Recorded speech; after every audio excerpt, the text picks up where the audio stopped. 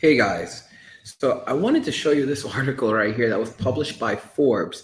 The title is Millennials Are Doomed to Face an Existential Crisis That Will Determine the Rest of Their Lives. And this is truly some really unbelievable stuff, but here it is. It shouldn't surprise anyone that we're now literally entering into a stage where that is absolutely happening, where the GD2 or great global collapse, great financial collapse is going to literally wipe out our fortunes and other things. All right, so psychologists from Sigmund Freud, actually, wasn't he a psychiatrist? Forward have generally agreed our core attitudes about life are largely locked in by age 5 or so. So that's actually very interesting. Our core attitudes about life are largely locked in by age 5 or so. Changing those attitudes requires intense effort. Neil Howe and William Strauss took this obvious truth and drew an obvious conclusion. If our attitudes from an early childhood form an early childhood, then the point in history at which we live our childhood must be a large part in shaping our attitude. It's not only early childhood, however, that forms us. Howie thinks that we go through a second formative period in early adulthood. This is exactly true. The challenges we face as we become independent adults determine our approach to life. These insights mean we can divide the population into generational cohorts, each spanning a roughly 20 years. Each generation consists of people who were born and came of age at the same point in history. All right, cool. Fair enough, fair enough. These generations had similar experiences and thus gravitated towards similar attitudes. At this year's Strategic Investment Conference, Howe illustrated the point with this cartoon. I think we should now add the illustration of a couple texting on their phones saying, "Let's tell our friends first online." Amusing, yes. So there's the animation. I don't really care for it, but this is how things are now. Look, so this is the past. Let's get married first. This was the 1950s. Let's get married first. Then this was the 1970s, the boomer generation. Let's go have some other kinds of fun first. And then came the 1990s. Let's get tested first, okay? Amusing yet yes but true. Young love, a universal experience, took different forms for America who grew up in the 1950s versus 1970s versus 1990s. Ditto for many other aspects of life. Now, guys, I want you to look at carefully. This is from Forbes magazine, Forbes.com. And here's the illustration. High school sweethearts, the big step. This is high school sweethearts in 1950s. All right. Let's get married first. The boomers were born in 1946. The first generation of the boomers were born in 1946. So this is not the boomer generation. This is the silent generation. Let's get stoned first. Since the boomers were born in 1946, they would roughly be in their 30s come the 1970s, 20s, and 30s. This is interesting. So this is the boomer generation, okay? And then let's get tested first. This was Generation X. 1990s was Generation X. So what defines the millennial generations? The 2000s. The 2000s are basically our era of turmoil, wars, ending financial crisis. Do we need like an alien invasion at this point to like just make things a little bit worse? Seriously, we have not had a period of peace and stability since we were born. The 80s, a nightmare. The 90s, we had problems. 2000s, self-explanatory. For our entire lives have literally been defined by a crisis of some sorts, all right? By a crisis of some sorts. And it doesn't seem to be getting any better. It just continues to get worse. So 4 generational archetypes: hero, artist, prophets, and nomads. In their book, The Fourth Turning, Howe and Strauss identified 4 generational archetypes: hero, artist, prophet, and nomad. Each consists of people born in a roughly 20-year period as each archetype generation reaches the end of its 80-year lifespan. All right. The cycle repeats. Each archetype generation goes through the normal phase of life: childhood, young adulthood, mature adulthood, and old age. Each tends to dominate society during middle age, 40 through 60, and then begins passing away, dying off as the next generation takes the helm. This change of control from one generation to the next is called a turning. In Strauss's House scheme, the cycle repeats on a fourth turning as a new hero generation comes of age and replaces nomads. Each fourth turning, however, is a great crisis. Now, this is where things get frightening. Now, let's get back to the archetype and see how they match generations alive today. Because, guys, this should really, really wake you up. So, birth year 1901 through 1924 were the hero generation, okay? And I think they were known as the generation named GI. I think they were also known as the greatest generation. 1925 through 1942 were known as the silent generation. So their archetype was the artist. So they basically were the creative kind of generation, the silent generation, which is actually quite interesting because I don't know if you guys realize that the internet that we're using right now came from the silent generation. Like the guys, like all of it, like the internet, the phones, all the technology that we have right now, even the microprocessors in these computers, they came from the silent generation and people within the hero generation. They did not come from, unfortunately, the boomer. No, there's very little that the baby boomer generation actually created. I mean, spaceships to Mars, to the moon. Nope. Landing on the moon, that was all done by the silent generation and people from the hero generation. All right. So then we had 1943 through 1960, the prophet, they called it the prophet generation, the baby boom. Okay. The baby boomers. They called them the prophet generation. 1961 through 1981, the nomads, Generation X. Remember when I told you Generation X just went their own way? They just like walked away from society and did their own thing. This is where things get scary. 1980 through to 2004 is the hero generation. And they're trying to say that the millennials are supposed to be the hero generation. The millennials, the hero generation are the millennial generations. And in 2005 forward are the artist homeland generation. See, this is a mistake right here. They think the millennials are the hero generation that are going to save the day.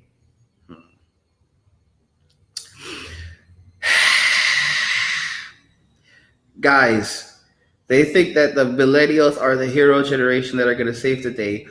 And there's an entirely other generation already, 2005 going forward, is an artist generation, also known as the homeland, or your typical Gen Zer. All right, and keep in mind that there's a bit of overlap between the millennials and the Gen Zers because millennial years typically tend to end 1996. All right. The characteristics of each archetype aren't neatly divided by the calendar. They are better seen as evolving along a continuum. This is a very important point. It's why we get trends and changes, not abrupt turnarounds. Thankfully, people born towards the beginning or end of a generation share some aspects of the previous or fallen one. Hero generations are usually raised by protective parents. Ours, heroes come of age during a time of crisis. Guys, this is insane. Hal calls them heroes because they resolve that crisis, an accomplishment that then defines the rest of their lives. So, guys, they think that the millennials are going to resolve the crisis that's happened with no money. We're literally flat broke, but we're gonna resolve the crisis, right? We're gonna resolve that crisis. Following the crisis, heroes become institutionally powerful in midlife and remain focused on meeting great challenges. In old age, they tend to have a spiritual awakening as they watch younger generations work through cultural upheaval. The GI generation that fought in World War II is the most recent example of the hero generation. They built the US into an economic powerhouse in the post-war years and then confronted youthful rebellion in the 1960s. Guys, something I want to tell you regarding this. If we look at this, the hero generation was not the parents of the baby boomers. The parents, they're the ones who, the parents of the baby boomers were not the ones who fought the wars. The parents of the baby boomers were the ones who benefited from those who fought in the wars. Those who fought in the wars were born from mainly were born in 1901 through 1924. This is unbelievable. And they fought in World War II. Hence, guys, the silent generation didn't really fight as much. This is pretty unbelievable.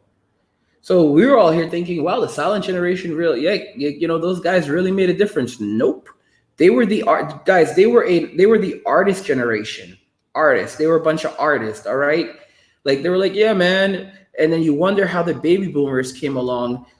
Guys, they call them the prophet generation. You've got to be, oh my goodness. So millennials are supposed to be the hero generation, and we're supposed to go and save the world right now. Guys, we're supposed to go and save the world.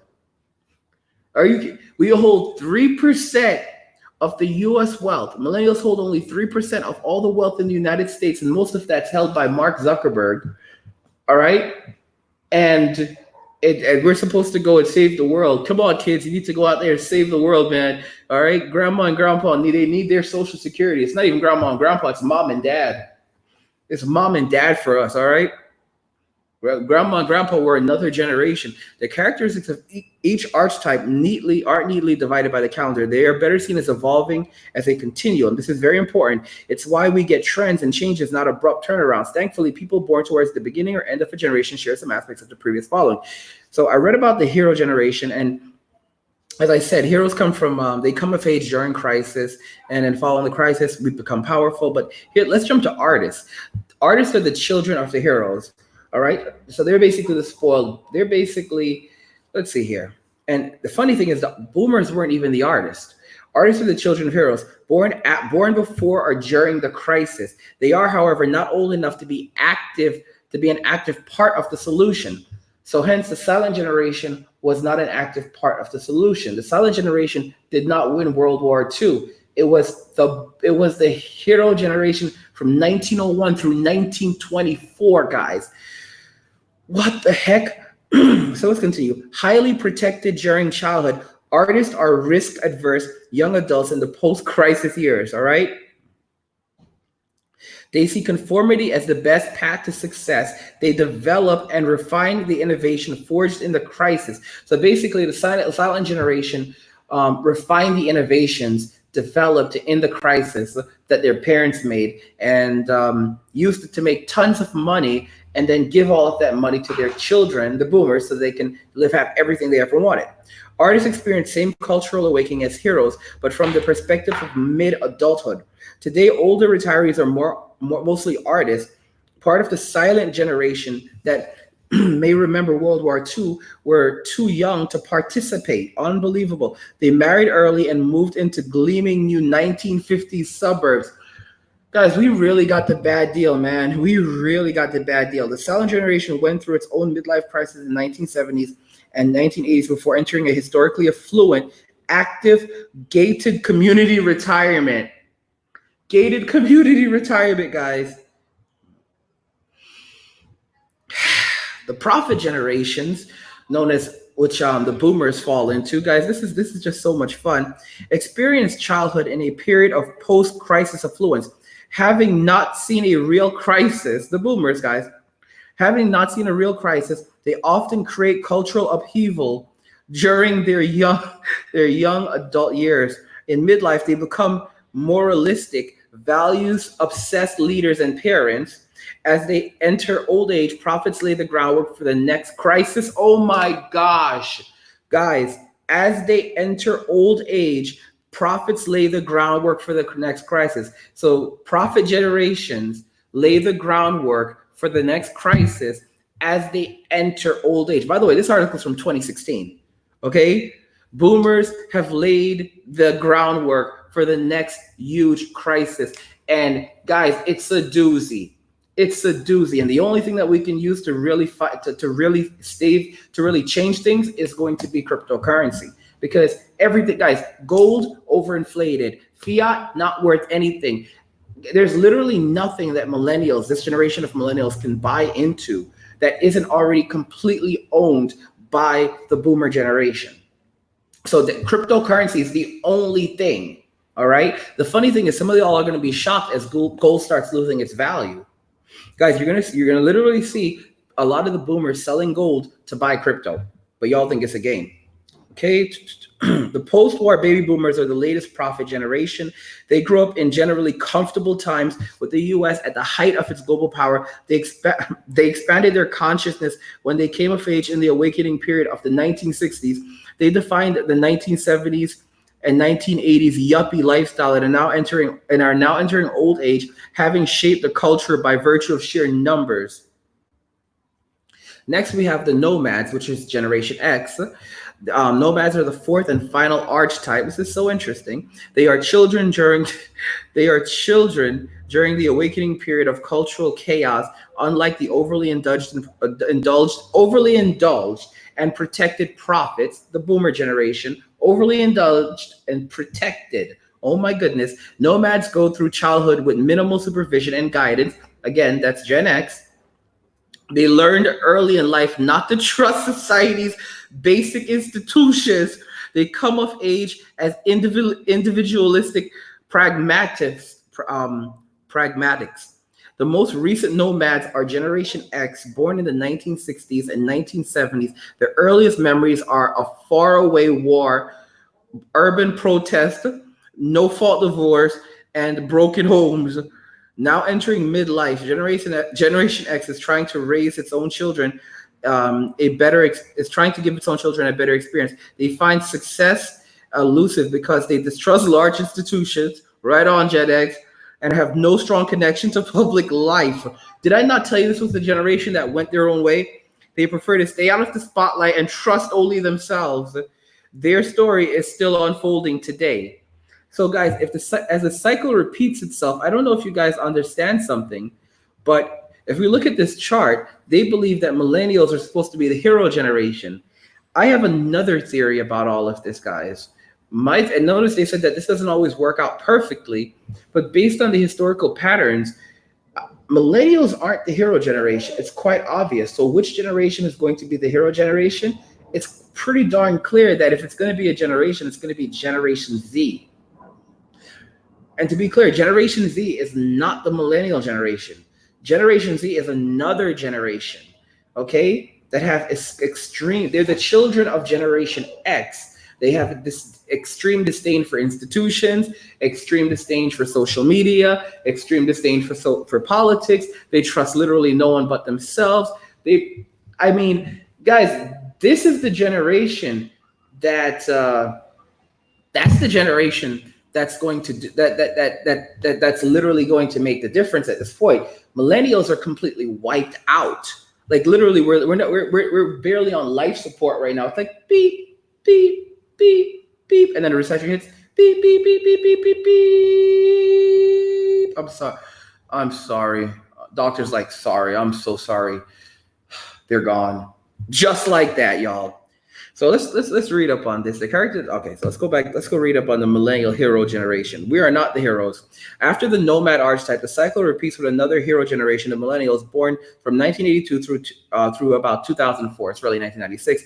Are beginning to take root in American culture. They are a large generation numerically, filling schools and colleges and propelling new technology into the mainstream. If the pattern holds, they will face a great crisis. Dun, dun, dun. This article is from 2016. It will influence the rest of their lives, just as World War II shaped the GI generation heroes. Guys, we're so divided as a generation, guys. I told you, we're like, people thought Generation X was the lost generation. Generation X wasn't the lost generation. They just left. They just got up and they went their own way. Millennials don't have anywhere to go. All right, except for street corners and soup kitchens, and maybe our parents' basement. But our parents are all losing their houses because they kept on refinancing and taking out on it and having fun with that money. But anyway, it's not going to be a short period of difficulty. It will be an existential crisis, one in which society's strongest institutions collapse or are severely challenged and stressed. Are you paying attention, guys? And national survival is in serious doubt. Guys, did you hear what they said? National survival Okay, the crisis can be economic, cultural, religious, military, or all the above. Notice, guys, economic. We're in the midst of an economic crisis. Cultural. We've been in the midst of a cultural crisis for ages. All right, it's only getting worse. Religious. Do I need to say any more? Military. It's coming. Actually, there's actually some problems happening in the military. It's been happening for the last couple of years. There is an existential crisis in the military, but we don't want to talk about that crisis right now. Using Neil Howe's timeline, we are currently about halfway through the fourth turning. We may have another decade to go, but maybe not. We'll figure this out soon. Again, this article, guys, was from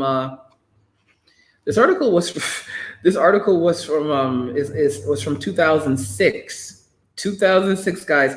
I mean, it sounds legit to me. I don't know if it sounds legit to you, but it sounds legit to me. Okay. Sith Lord says that he was born in 1999. Yeah. James says he's angry still. So, like, guys, in terms of the kind of content I'm putting out, I'm still putting out content discussing how to go your own way and live your own life to the fullest for everyone. Living a quality life, how both men and women can live high quality lives. I've basically just dropped labels, but by dropping labels, I can now reach not only a larger audience, but I don't have to worry about some issues with censorship, for example. So my strategy was to literally drop a label, and I did just that. I dropped it, I separated myself from it, and now I'm able to talk to you guys more openly without having to worry as much about that dragging me down. And the thing is, more people are now going to be receptive to me because I don't have a specific label, so it doesn't look like I have any ulterior motive. Let me see here. Star Fox goes, oh, guys, look at this. Look, guys, I want to put his comment on the screen. What's so great about crypto? Are you trying to cause panic just to sell your stuff? Guys, this guy asked, am I trying to start panic just to sell my stuff? Guys, when you talk, guys, we are in a recession. The yield curve just hit 100%. We are in a complete 100% official recession right now. My last video, the bank, millions of people did not get paid on Thursday because the feds ran out of money. Okay, millions of people did not get paid. The feds did not have money to send to the banks. The banks, forget about the banks paying people. The banks don't have such little liquidity right now that they can't make payments they can't pay people without the Fed's intervention. The Feds control everything. They control your paycheck. I never even realized this, that your paycheck has to go through the federal government before you receive it. I bet y'all didn't know that. Your paycheck has to go through the federal government before you receive it. So your money, your direct deposit is not issued by banks. It's issued directly by the Federal Reserve. Are you awake now? Banks don't issue. Whenever you see a check like, oh, this check is like Bank of America or Chase Manhattan, that's incorrect. That's incorrect. The ones who actually issue your actual check using the ACH network, which they control, is the feds, all right? The central banks are the ones who issue your paychecks, and they're the ones who also can hold your paychecks. But tell me something, but I'm just trying to create panic just to sell some stuff, right?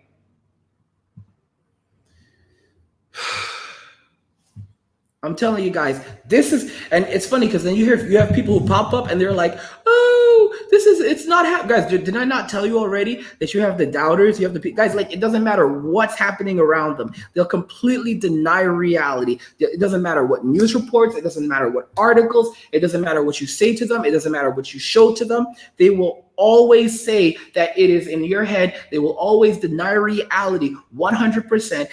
These are people who will even go homeless and tell you that it's okay. This is going to pass over real soon anyway, man. Like, don't worry, man. It's going to pass over real soon. It's just temporary. Bro, we're homeless right now. Oh, no. Don't worry. Listen, man.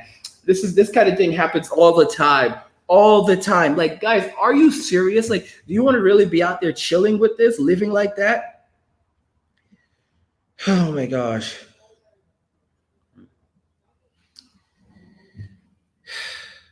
Let me put this on here, guys. This is from Goo Monster. Everyone seems to have forgotten that literally 1 year ago, full phone calls were made to make sure banks had money. Guys, I want you to think about that. 1 year ago, phone calls were made to make sure, literally 1 year ago, phone calls were made to make sure that the banks still had money in them. 1 year ago. Today, they're out of money. All right? They're out of money. Here's something interesting about socialism and communism. For those to work, you actually have to have money to spend. I'm just being real with you. Like for those systems of government to work, you actually have to have money to redistribute. Socialism and communism always work in the beginning, but they only work if you have money to redistribute. And as resources, as money becomes more scarce, then quality of life begins to go down. All right. I don't know what people are absolutely thinking at this point, but they're not using their heads, and they're sure as heck not thinking straight. Because right now we are literally in crisis. We're in crisis, and they're basically telling us like, hey man, don't worry about it. Don't worry about it. Everyone is in complete denial. Don't forget that we actually have a new course for you guys called Crypto Investing Mastery. Just dropped the course. You can get it for the early bird price of $399. Usually goes for $900. You can get it for $399 right now while it's still at that pricing point. Just dropped the course. And this course is so important because for those of you that have not made any preparations for your future, well, tough stuff, man. But at least there's still hope. In this long-awaited course, you will learn advanced mastery secrets for investing in cryptocurrency and making massive profit and this course will not hold your hand. It'll instead tell you like it is, no more games, no more nonsense, learn to invest the right way. And this course will not throw tons of theory at you. If you want that, then please go pick up one of the other courses. Otherwise, let's continue. In this course, you're going to learn the only truly effective way to invest in cryptocurrency and make massive profit, the only investment resources you actually need to make massive profit investing in cryptocurrency, advanced investing tools that will make getting that crypto money feel like a breeze, how to always be ahead of the crypto markets.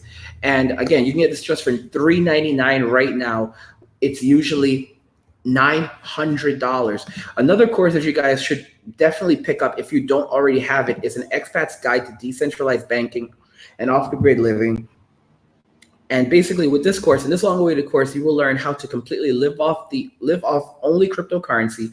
And before you think, wait, I like being able to go to the ATM, make purchases in stores with debit cards, and have the freedom to do online banking. Guess what? This course will teach you how to do all of those things and so much more while never having to use banks again. And in this course, you're going to learn how to do any and all kinds of banking using only cryptocurrency, use debit cards and credit cards without having a bank account powered entirely by crypto, direct deposit to crypto, making purchases anywhere using crypto, living off the grid using crypto to cash quick conversion methods, and vice versa, withdrawing and depositing thousands per day using crypto anonymously and without a bank account needed, sending and receiving money to and from anywhere in the world, and then converting it to cold hard cash immediately. And we actually added in a bonus lesson, which is advanced banking without banks or crypto. So there are actually other methods that you can use too. Crypto is the best, but it's good to have options, and we're going to teach you all of those options. So this is an amazing course that everyone should have in their arsenal as we're going downhill. Basically, you are going to build your own bank account, okay? We have a number of other courses that I want you to check out as well, such as making massive profit off cryptocurrency in a global recession, and how to use, and of course we have Introduction to Cryptocurrency 101. For those of you that don't know a lot about cryptocurrency, you can use that course to start learning. We have how to get tons of valuable cryptocurrency for free without mining or paying for it. That course is only $600. It usually goes for $3,000. Again, guys, you have to decide for yourself where you want to be on the side of history right now. Like, do you want to be do you want to be on the side of history where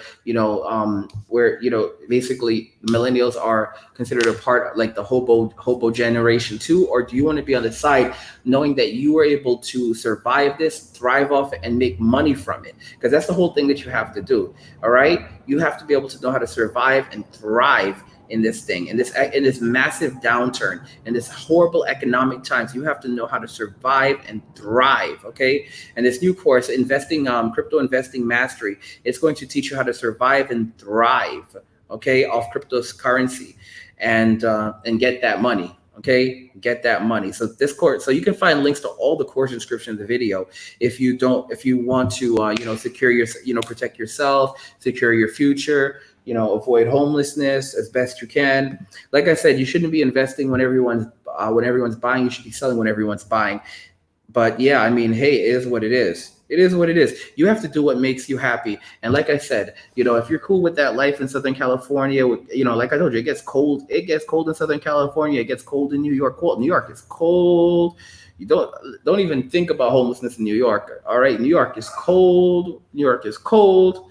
But anyway, guys, that's what I have for you now. You can find links in the description of the video to all of the courses. You can also see it on the screen, cryptomoney.academy. If you want to take a course, learn now and start securing your future so that, when the time comes, you don't have to be homeless. And, many of you have never eaten garbage out of a bag from the side of the road. I have, all right? And I'm going to tell you something right now. It is one of the scariest things you will ever experience. But at the same time, you'll be grateful for that garbage because you are so hungry that you'll be grateful to find food within that garbage. Anyway, that's everything, guys. I want you guys to remember to love Jesus. Put him first in your life because he is all. Jesus is everything. What else is there? Be kind to each other. And and get that money. I will catch you guys in the next one.